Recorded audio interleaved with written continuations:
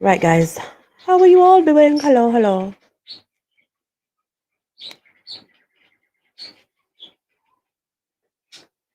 Let me know that you can hear me well, please. Because I will put my headphones on. If I put my headphones on, I'll be even warmer.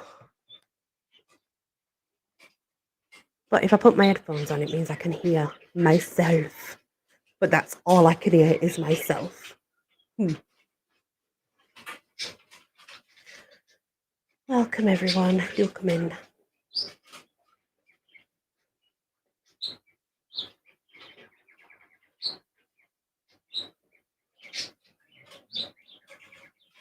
Thank you, aunties. You can hear me okay? Sound is good?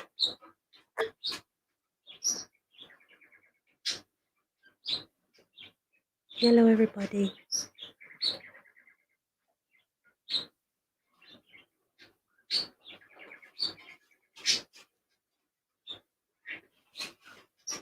Yeah, I know you're there. Can you hear me? Oh, okay. Sorry. I was just waiting for someone to say they could hear me properly. Most people just watch it and turn volume down and BG. That's fine. So, I'm just going to tell stories. Oh, good. I'm glad. I'm glad. But there is something. Auntie Gargos or Auntie Grace, can you get Auntie Grace's birthday stream link for me and pop it in the chat if you don't mind? Because I'm in a lot of different places. You know, I can't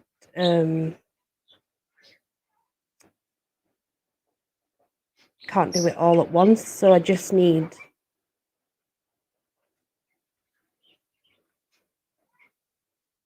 the link. Thank you. Then I can pin it on top and explain before I go into telling the story.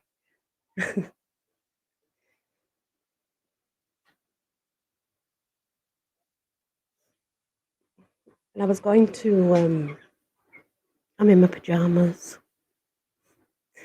I was going to light some candles, and then I realised, Claire, you can't have a fan on and light candles because the fan will blow out the candles. You know what I mean? Stupid. Okay.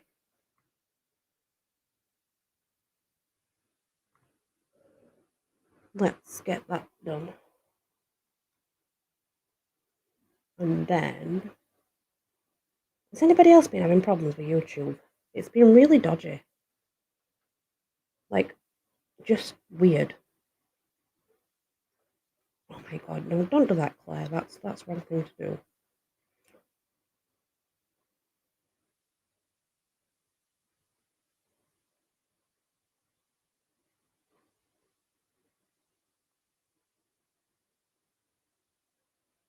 There we go. Hello, Auntie Mercy. You need to private message Joel. Don't message on YouTube. Okay?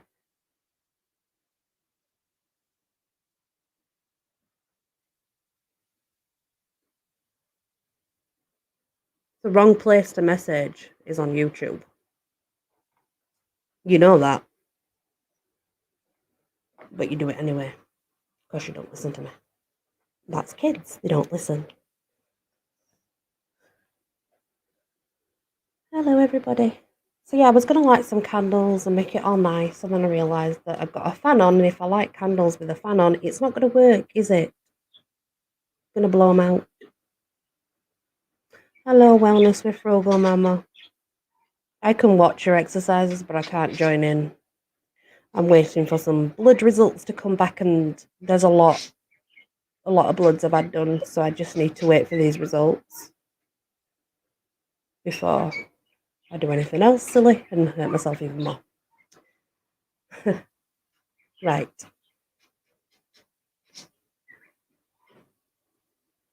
So what I pinned is Auntie Grace's upcoming live stream tomorrow. If anyone's interested, it's for her birthday. Feel free to go and give it a like, etc.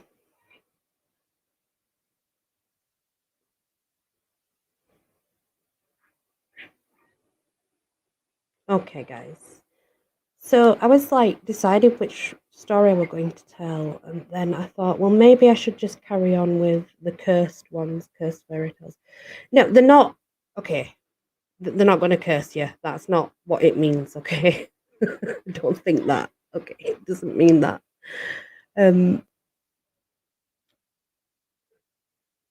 It just means that they are like not so much cursed, but more like twisted and different, I suppose. But it's not what you think at all.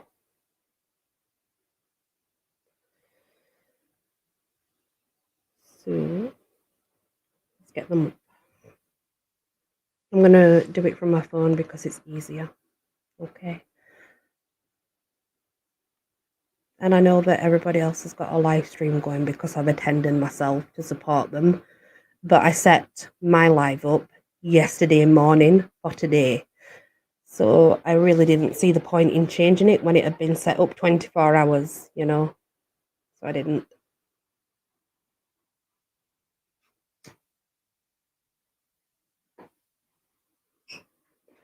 So now we're gonna chill. I got my teddy bear, look. Isn't she lovely? Remember to go to Auntie Grace's, leave her a birthday wish.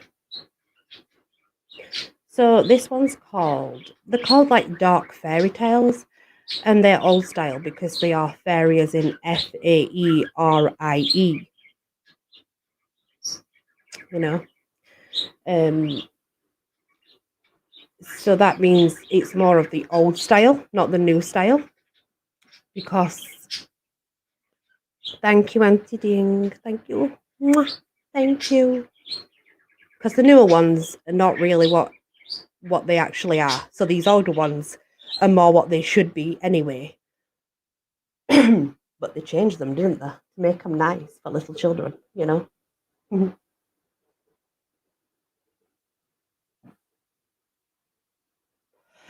Hello, Joel. If you need me, message me. Don't talk about private things on YouTube regarding your health. Message me. Okay, so this one's called Bones. Yasmin Galenorn is the author, actually. Teal, Princess of the Woodland Kingdom, stared out of her bedroom window into the early morning light. A quiver of excitement ran through her breast. She gazed over the broad forest of oak and maple that stretched for miles around. The castle, an ancient wood it was, and filled with secrets and legends and ghosts. But she knew every inch of the copse, had travelled every path, and yet the glen always called her back.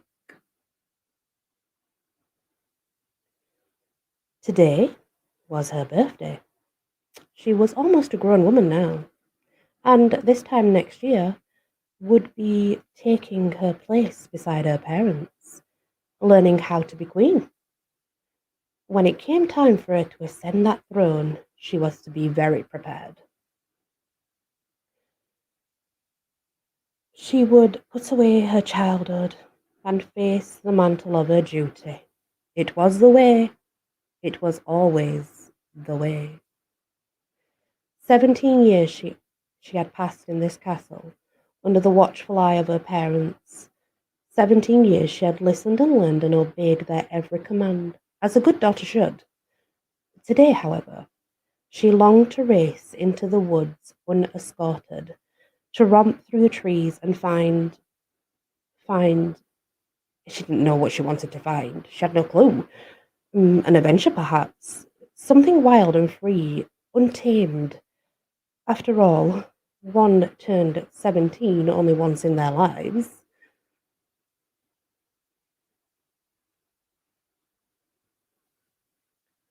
Teal turned back to her dressing table and brushed her long flowing hair, golden as sunlight, golden as the shimmering necklace that embraced her throat. Her hair streamed down her back to kiss her waist, a beautiful contrast to her sea-green eyes. Her mother had named her Teal because of the colour of her eyes. They were like sea foam. Her mother said, wild cresting waves that never rested. Welcome in, Fred. Teal dressed quickly in billowing green skirt and light silken chemise, then wrapped a shawl, threaded with silver strands around her shoulders. Today she would go wandering. The castle was silent, still slumbering.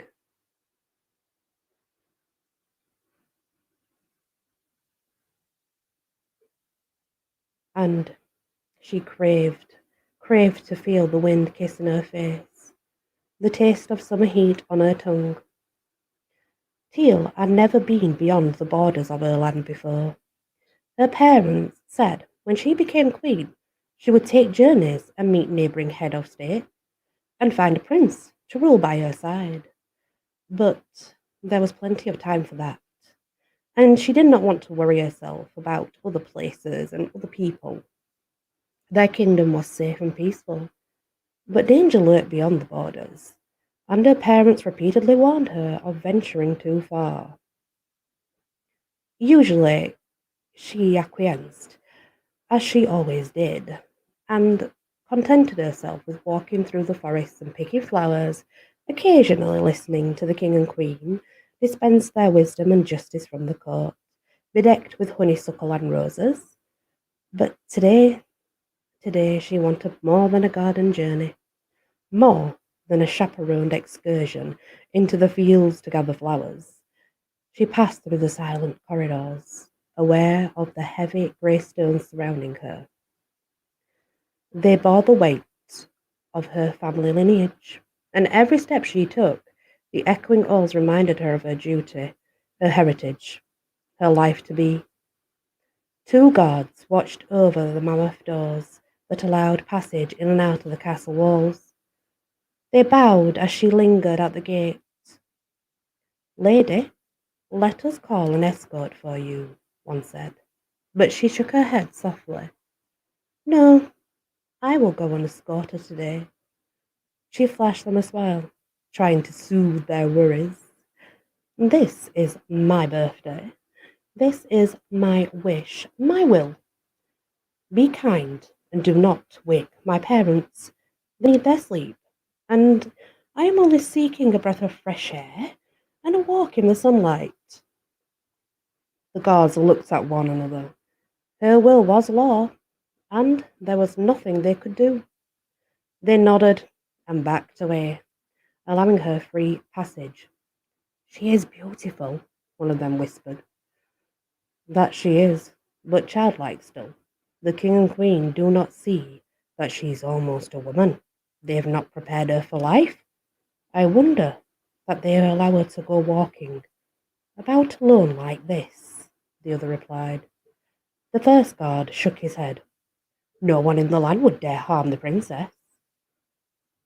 As she meandered through the forest, Teal thought about what the guards had said. Truth be told, they were right. No one within the Forest Kingdom would even think of raising a hand to her. She was their prize and beloved jewel, who shone brilliantly in the dark paths of the wooded glen. Even the poorest farmer knelt before her without a grumble. The princess looked at all the paths spread out before her. She had explored far along each and every one, and each day they seemed to tame, more familiar. She realized that she knew the kingdom as well as her parents. Her long walks had given her a fine perspective on the borders of the land. So, I have been learning something, she whispered. But where should I go today? A rustle in the grass caught her ear. There, between the trees, was a narrow path that she had never seen before. She chewed her finger a moment. Had she simply just overlooked it? Or had this path magically appeared? But magic was rare in the kingdom these days. The dragon had long ago been slain by the brave knight who married her grandmother's aunt, and the land grew more peaceful. The witches had less inclination to use their powers for anything besides bits of healing, even entertaining small children. She must have overlooked it, she finally decided. Her parents would not like her traversing an unknown road by herself. They would fret and worry. But then it occurred to her that in another year she would be of age. She should start making some of her own decisions now. As much as she valued her mother's wisdom and her father's heart, indecision warred within her. She wanted to explore, to run free like the farmer's daughter. She knew her duty, but for one day, 1 hour, she wanted to cast it off and be truly 17, free and full of fun and not caring about what dangers might lie on the trail. Finally unable to resist, she hiked her skirt up the side and knotted it to keep it from dragging on the ground, then set off down the narrow path. She'd been walking for over an hour when she noticed the trees were thinning out. The light made her wince, and she shaded her eyes as she picked carefully through the briars, brambles, creeping out of the soil. The forest soon opened onto a wide plain, scorched and barren, with soil so compacted that it cracked and peeled upwards like old paint on a fresco. Teal blinked against the glare of the sun, and an uneasy feeling crept over her, as though she was gazing upon something she was perhaps not meant to see. She searched her memories for any mention her parents might have made of a neighbouring land like this, but nothing came to mind. What should she do? Go home? She yawned, tired and hot, as she realized how sore her feet were. Maybe I should rest just a little while before I turn back, she said to herself, suddenly wanting the comfort of a voice. She looked around, hoping to see a stream she could sit by, or a tree she could sit under. There was no water here, and the trees had grown dark and twisted. Feeling more uncomfortable by the minute, Teal shifted her weight from foot to foot. The heat from the waist filtered up through her shoes and burned the delicate soles of her feet. She decided to turn back now, before she grew any more uncomfortable. She turned back, but the path had disappeared under a tangle of wild, matted brambles and thorn bushes. It's not possible. It can't have just vanished, she whispered. Teal paced along the borders of the wood, but could find no inroad. She tried to ford her way through the undergrowth, but the foliage was so thick and thorny that her arms and legs were soon tattooed with long, bleeding scratches. Finally, she gave up and turned towards the barren land. The king and queen had expressly forbade her to cross over the borders of the woodland kingdom, but there was nothing else she could do. Perhaps someone along the way could help her find her way back home. So she began walking across the barren land, wincing at the relentless sun burned against her skin. If only she had brought some water or some food. Her throat parched, her stomach empty. She wept as she forced herself along. She wept out of fear. She wept out of anger and hunger, and wept because today was her birthday, and birthdays should never be dismal or frightening. Am I going to die? The thought of death flashed through her mind, and for the first time in her life, Princess Teal was afraid. She'd never questioned her own mortality. She toyed with the thought, wincing at the realization that she could die. It would mean no coronation, no balls, no games, or laughing children calling her mama. Her hand flattened to her throat. She had never seen anyone die, and did not know what to expect. But princesses didn't die in fairy tales. She knew that much. Surely someone would come along to help her. But until then, she realized she was on her own, lost in the middle of a desert with neither shade nor water, and no one knew where she was. There's nothing for it. I have to buck up, and I have to survive until either Prince or my parents come along. Teal strained her eyes, searching the horizon for any signs of life, but nothing stirred in the parched, arid land surrounding her. Weary from both the heat and fear, she decided to seek shelter behind a large rock, about 50 yards away. It offered shade from the burning sun, and she could lie down behind it, grateful for the respite. Within moments, she had slipped into unconsciousness, completely unaware. Karamak, the Dark King of Wraithland, led his band of riders out onto the burning plains that separated the land of the dead from the land of the living. He was stately in form, with a strong silver aura enveloping the bones of his body, and his eye sockets glowed with opaline flames. A silver crown bedecked with sapphires and opals sat atop his skull, and a long purple cloak flowed gently from the outline of silver surrounding his shoulder blades.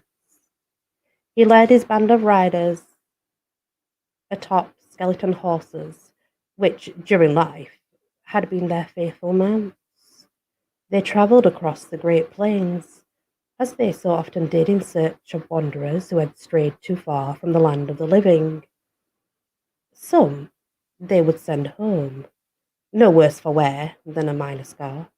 Others, in whom the spark of life was but a faint glimmer, they took back to Wraithland. Hello, Uncle BKM. The king enjoyed this diversion. It gave him satisfaction and occupied the unending days that passed in the land of immortality. They were out this day, riding, when one of his companions pointed towards a boulder that sat against the floor of the valley. Behind the rock lay a young woman. She was beautiful and radiant. Life bloomed full within her. Still, and her hair gleamed like spun gold. Karamak stared at her, enchanted. She's like a spring morning, he murmured. He motioned to his riders, and they gently picked her up and began to head toward the land of the living. No, the king said, wind whistling through his mouth, to become the breath of his voice. No, he said again to the riders, and looked back, waiting to see what he would do next. But she is young, she is still full of life. We should return her to the land. No doubt her parents will be worried. Karamak swung off his mount and strode over to them, his purple cloak fluttering behind. He looked down into the woman's sleeping face. Blood coursed through her veins, plumping her cheeks and filling them with a rose blush. Breath whispered from between her full lips. Caramak silently reached out, one bone white finger, and stroked back the golden strands that covered her face. Bring her, he said. Bring her back to the castle. But she is alive, Your Highness, one of the riders said. I know, Caramak answered. I know. When Teal awoke, she found herself in bed in a dark hole. She was nude under a scratchy blanket and irritated by it. It irritated her flesh. Confused, she sat up, propping herself on her elbows, and surveyed the room around her. The furniture was stark, heavy, and dark with age, and the pillows and bedclothes were old and tattered, though at one time they had been exquisite and embroidered with gold threads. She knew that. Teal pushed herself out of bed, wincing as her feet hit the floor. She pulled them up again and examined the blistered soles. Her shoes and clothes were nowhere to be seen. She was about to knot one of the sheets around her shoulders into a tunic when the door opened. Teal held her breath expectantly, wondering whose kingdom she had unwittingly stumbled into. And then she forgot her nakedness as fear rose up in her throat. A skeleton, surrounded by pale blue light, the shape of her body, entered the room, carrying a tray. On the tray was a bowl of fruit, withered and sickly. The creature set the fruit on the nightstand and turned to the princess. You've woken, it said, and its words were like pale wind. The king will be relieved to hear that you survived your misfortunate trip. Teal bit back a scream. She was a princess, and that in itself meant she had to show courage. She straightened her shoulders and quietly draped the sheet around her like a cloak. One look at the fruit told her she would never eat it. A worm burrowed out of the apple, and her stomach lurched. Who are you? Where am I? Can you help me find my way home? The creature seemed reluctant to answer. She tried again. My parents will be worried about me. I am Princess Teal of the Woodland Kingdom, she shivered, her skin rippling in the chill. The hall was cold, colder than the desert plain had been, for it was hot there. Where are my clothes? I demand my clothes. Climb back under the bed covers. Your things will be brought to you soon. I will tell the king you've woken, and he will answer your questions.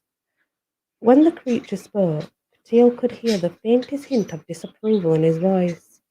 Eat, if you will. Then it turned and left the room.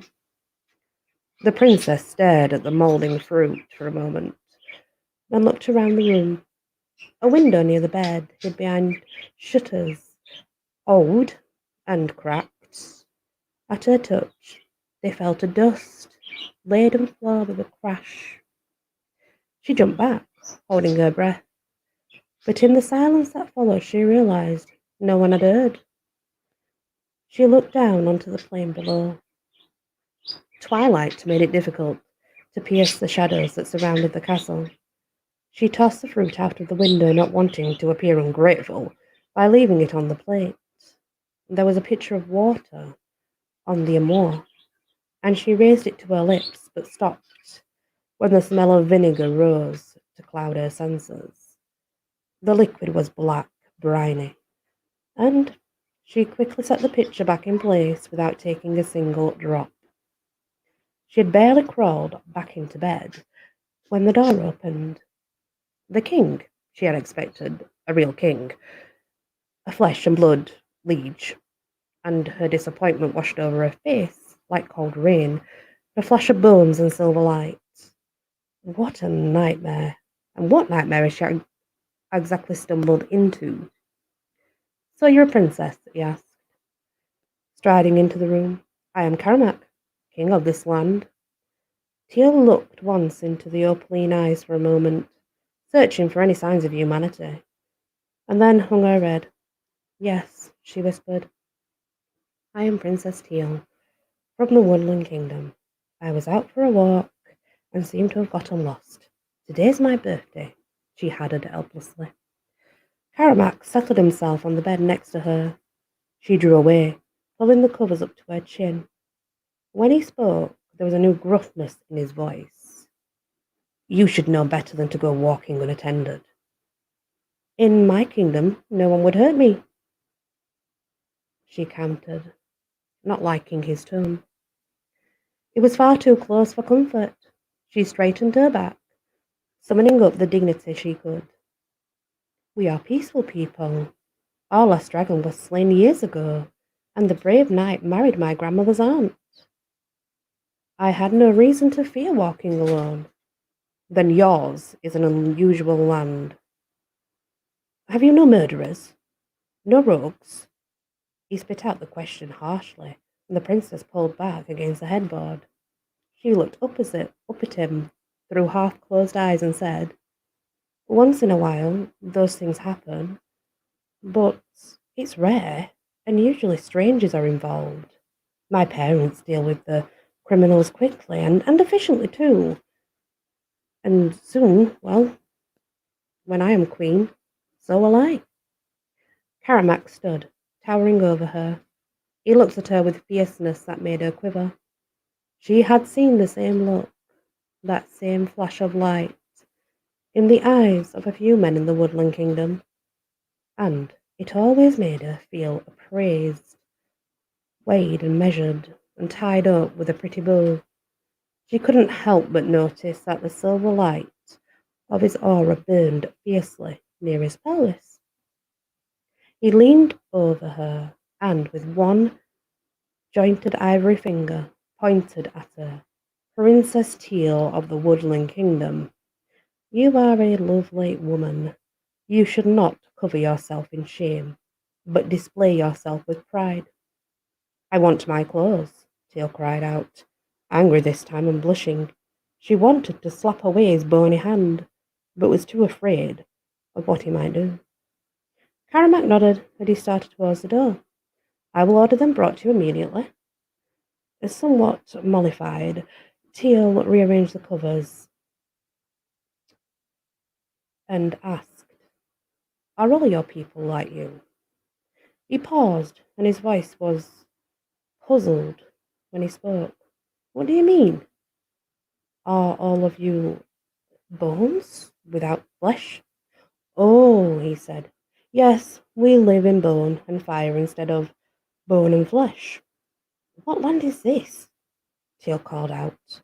But Karamak had vanished out the door. Within moments, the servant was there, the one that brought the fruit, with Teal's clothing, and helped her dress, but would answer no questions. The second day, Karamak again visited Teal. They discussed her mother and father and her kingdom, and how much she loved and missed the Wooded Glen. She hoped that he might help her find her way home, but every time she approached the subject, he waved her fears away. "I sent a message to your family," he said. "They know you're safe." Teal did not trust the skeletal king, and she hated the dark castle with its shadows, its perpetual gloom.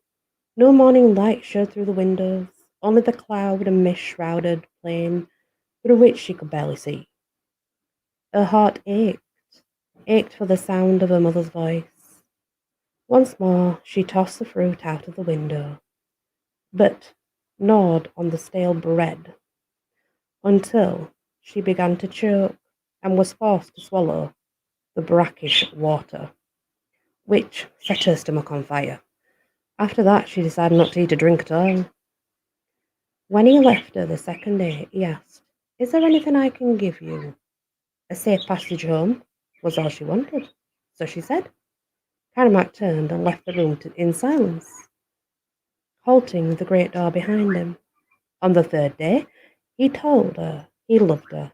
"Stay with me," he pleaded. "You are like the golden sun, radiant and beautiful.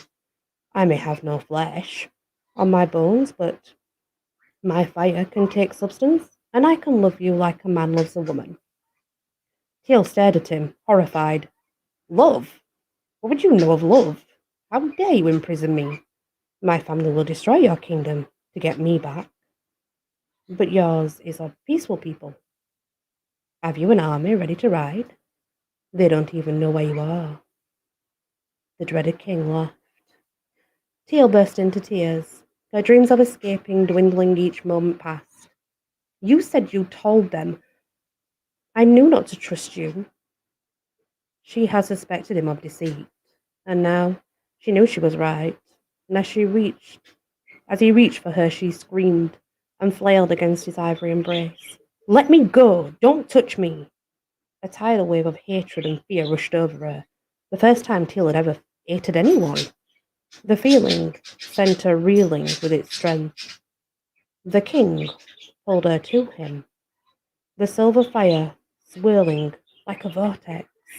He tried to kiss her, to press his mouth against hers, but she fought him, shrieking, cutting herself on the sharp edges of his bones. He was stronger, much stronger than she. Then there was a glimpse of a bloodied face, and he stopped. The fire died down and muted to a flicker. Teal managed to break away from him and stumbled back as she looked for a weapon. Karamak reached for her, then stopped. Teal, please don't be afraid of me. The breath of his voice trembled. She looked into his ivory face and knew that he wanted to comfort her. Let me go home. That will be the only comfort you can give me. Your breath of bones and fire. No. He paused, then silently turned and left the room. A few minutes later, two servants entered, and though Teal protested weakly, they stripped away her clothing and dressed her in a gown that had once been golden, but was now faded and not very nice. After they left, Teal tried to bar her door, then crawled into bed and cried herself to sleep. Hellish nightmares plagued her dreams. Mm. Hello, everybody. You're still here. Wow. Interesting. So I guess she's gone to the kingdom, like land of the dead, I would say. How long have we been going? Not so long, at least. How she ended up there, though, I haven't got a clue, if I'm honest. Usually you don't... Sorry, I'm just going to give jackets because I was busy reading.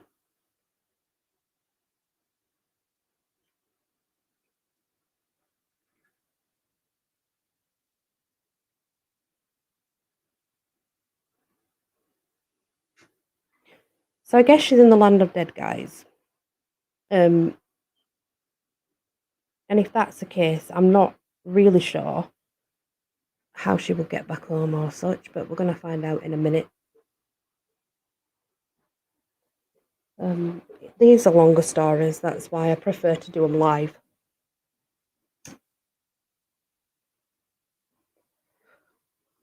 Because the longer stories.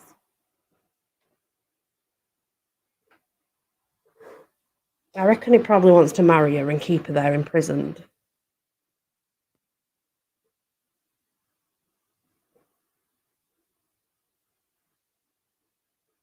I'm just going to have a drink before I carry on. My throat gets really dry. But I think that's what's going to happen. I think he wants to marry her and keep her in prison there. But hopefully she will get away. Thank you, everybody. Can it be done? Karamak demanded. I wonder what it means. Renard shrugged the bones of his shoulders, grating as they lifted. I can't give you that illusion. But will it do any good? You have terrified her. What makes you think she will ever trust you? She's not going to trust him, is she? Yeah, cappuccino, definitely.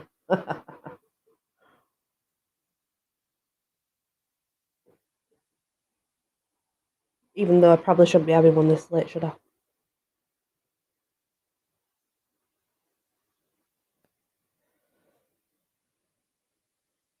We're gonna finish it though, for definite. I'm gonna finish this one story at least before I end, because, like I say, they are longer. And I've never read them before, they're all new to me.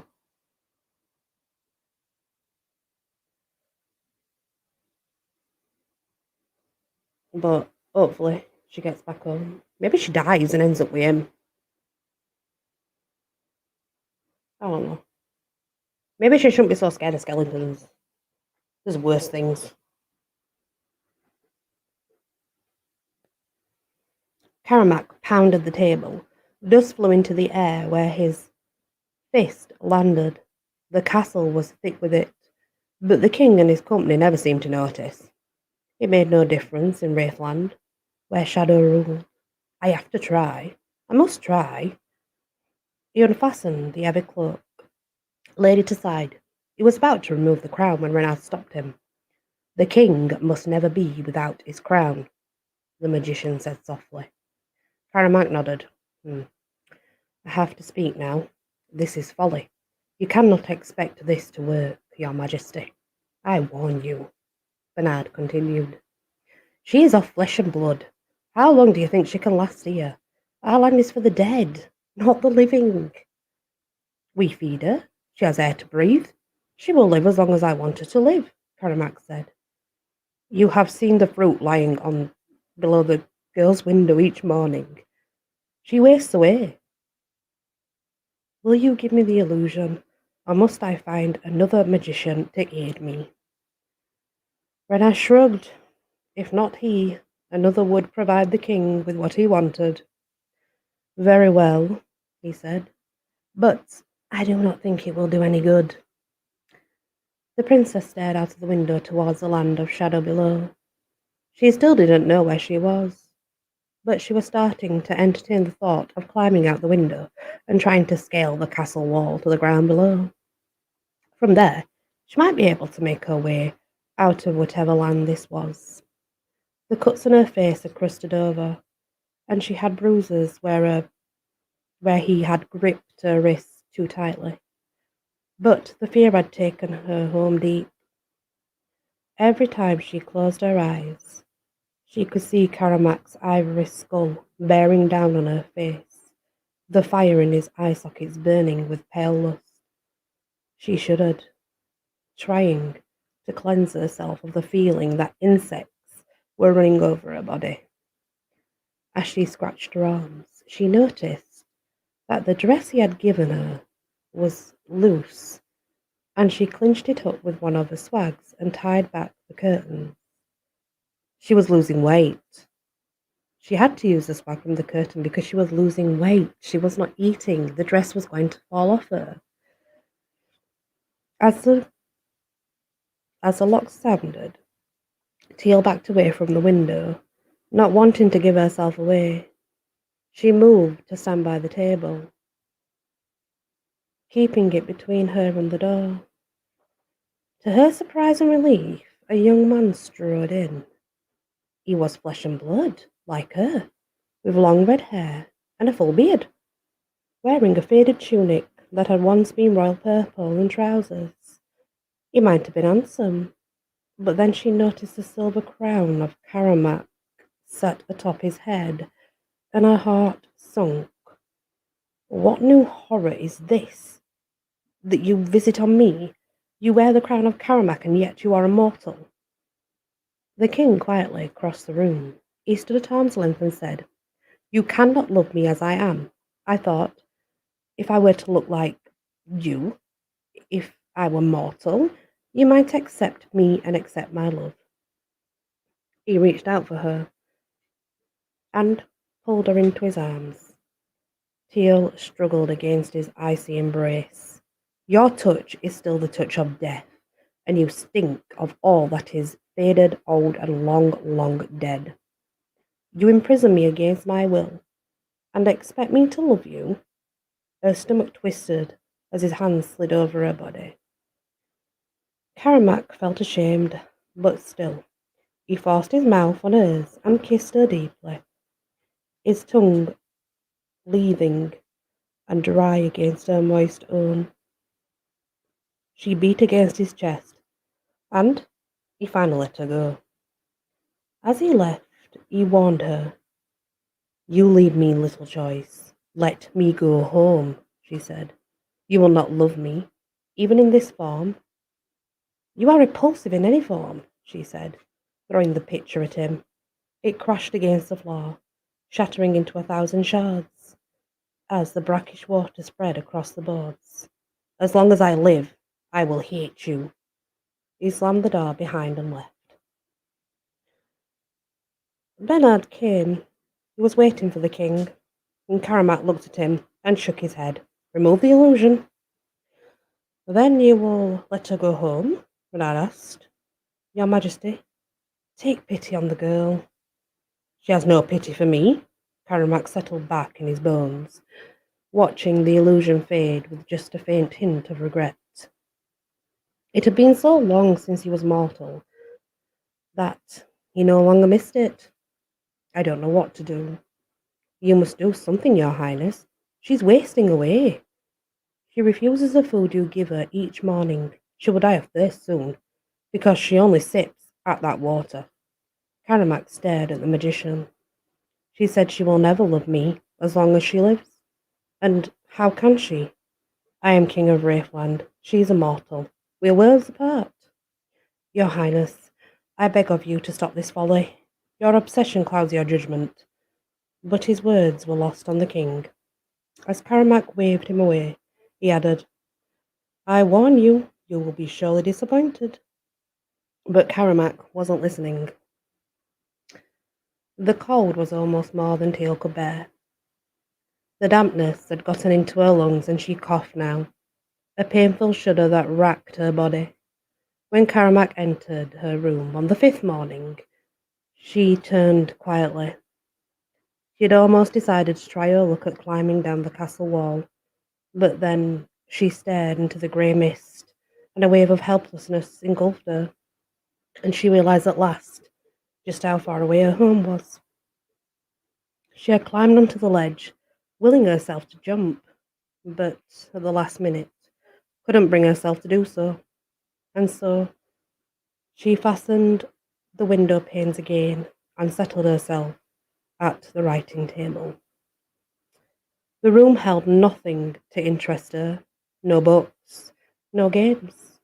If there had been any paper in the desk, it had been long ago and had vanished into dust.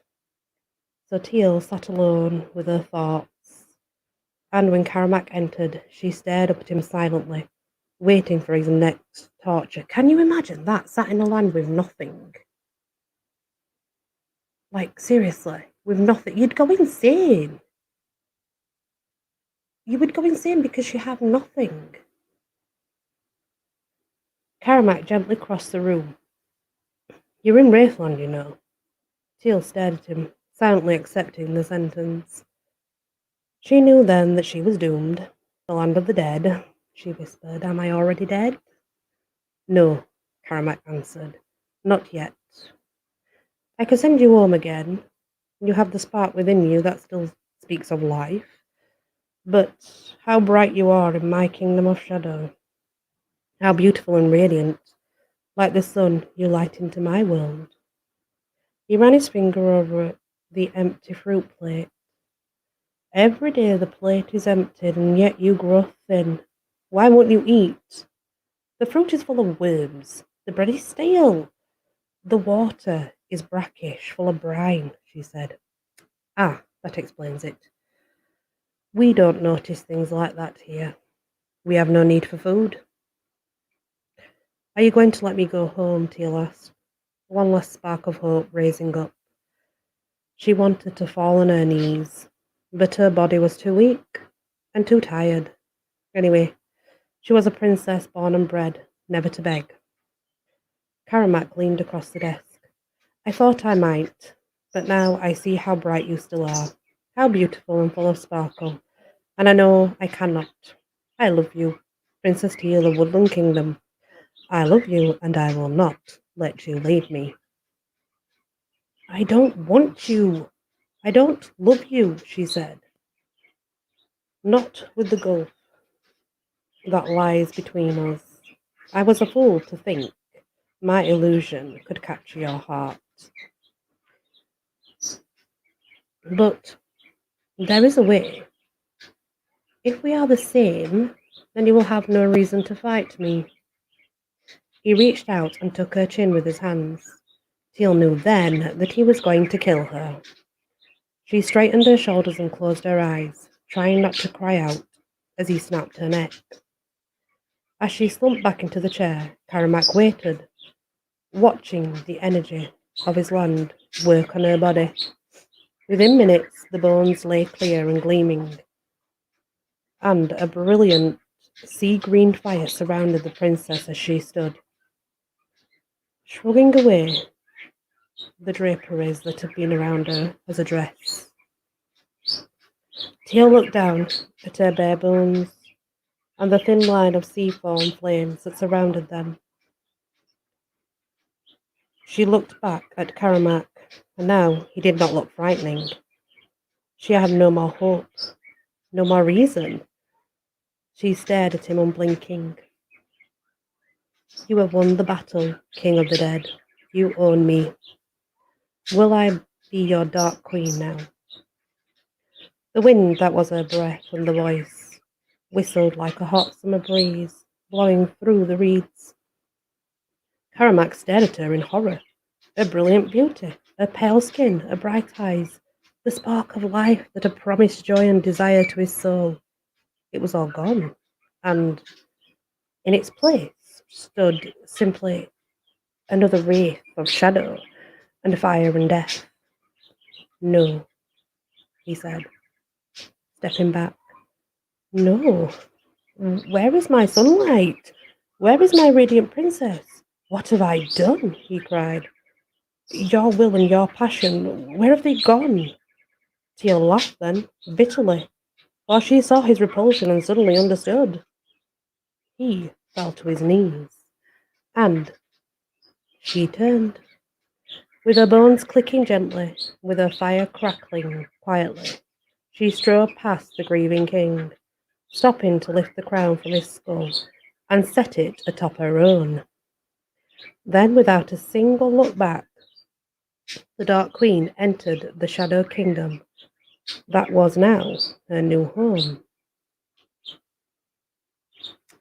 The end.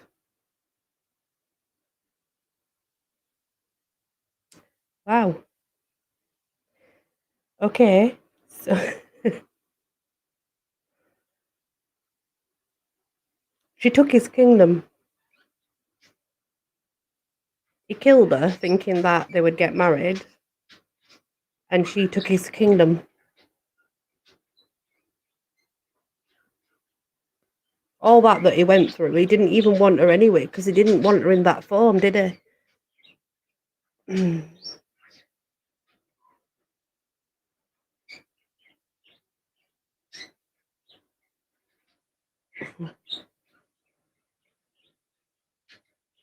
That's interesting. He killed her because he wanted to be with her, but once he killed her and she became like him, he wasn't interested in her anymore. He didn't want to know. And remember, the magician said that he should never remove his crown. Well, the reason being because the land of the dead, that crown's needed for to rule it. So because obviously she took his crown, she now rules the kingdom, and he does not.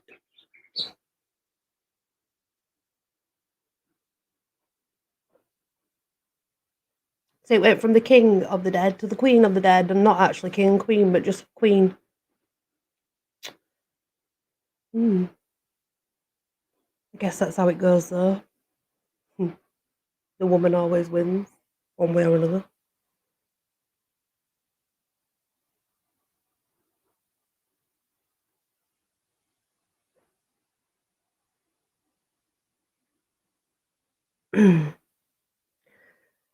It was nearly an hour long, that story. Nearly a full hour. Well, I didn't realise that. Hello, everybody who's still here. The story's finished.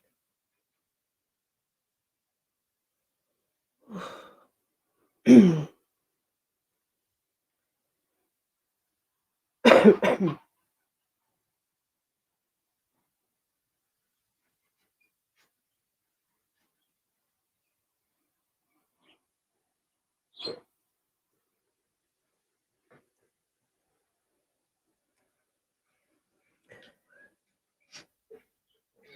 Auntie Langy.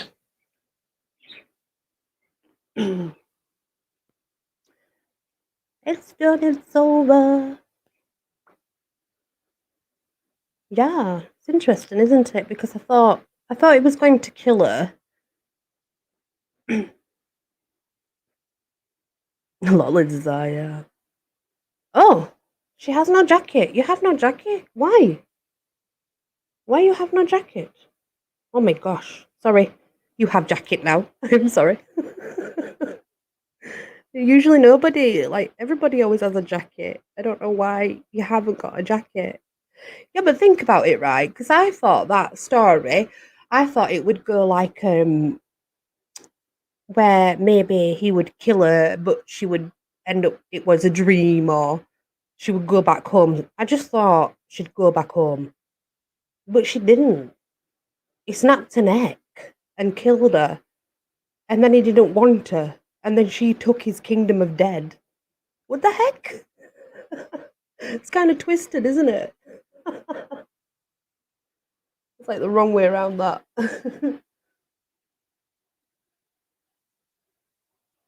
Anyway, guys, I have done now, and I appreciate everybody that's here, and thank you if anybody sent a sticker. I really appreciate it. Yeah, you should just fall asleep while listening. It's okay, I don't mind. It doesn't bother me. I can't believe that happened. I thought she would go home. Like, I didn't, like, but she didn't. She took his kingdom. She became Bones. She took the kingdom of the dead, but she was like,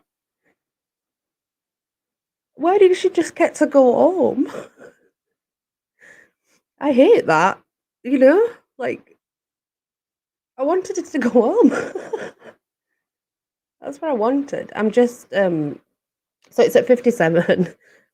Auntie Grace, I'm gutted. I really just wanted it to go home. I didn't want that.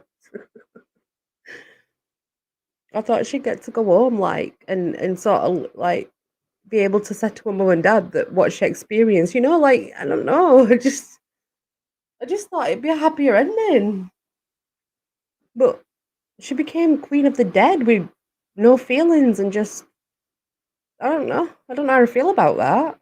It doesn't feel right for a fairy tale. Princesses don't die in fairy tales. He snapped a neck. I don't understand this story. I'm lost. That's really messed me up, that, you know. Oh gosh. I can't believe that. I've told a story that in my head I'm thinking, it's just not right, that. It needs to end differently, you know?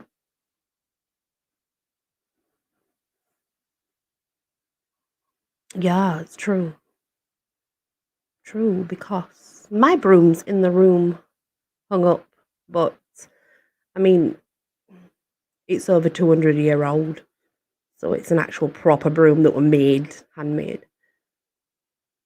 But it's a nice one. But yeah, it's over 200 years old, that broom. And no, you can't fly it, okay? That was never a thing. Witches never flew on brooms, they never will. It's all in the mind. It's called drugs. Don't do them. That's the truth.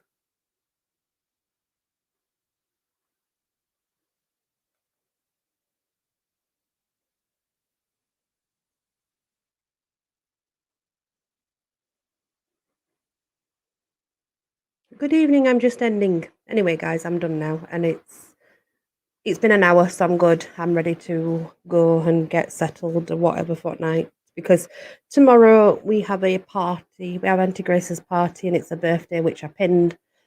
So definitely head over there for some fun times. flying license. Yeah, I try to use Uber, but I forget you've got to plug it in. I'm not going to get very far with that. You know. Mm.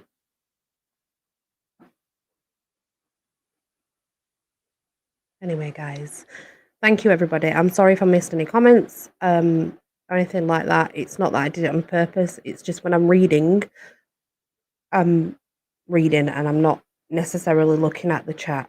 So I apologise. So I'm going to say good night to you all. I hope to see everybody at Auntie Grace's tomorrow. I hope everybody comes. Thank you all for being here. I really appreciate it. And have a good rest of your day, good rest of your night, however it is for you. Yeah, thank you, everybody. Anybody who stickered, anybody here, thank you so very much. I appreciate it. Overcharged too much.